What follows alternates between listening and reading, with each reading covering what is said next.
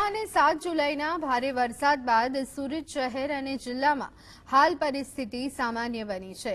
શહેરમાં 133 ટીમોના 752 કર્મચારીઓ દ્વારા યુદ્ધના ધોરણે રાહત કામગીરી તે ચાલી રહી છે।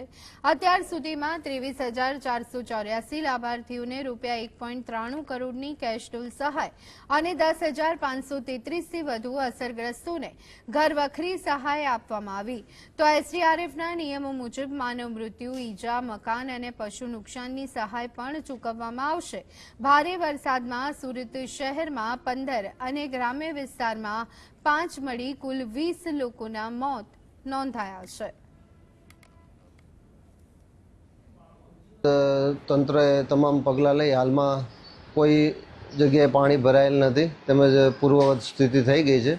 હાલમાં રાહત કામગીરી ચાલી રહી છે અને શહેરમાં સુરત શહેર વિસ્તારમાં 133 જેટલી ટીમ 752 જેટલા સભ્યો કેશડોલ અને ઘરવખરી વિતરણની કામગીરી કરી રહ્યા છે।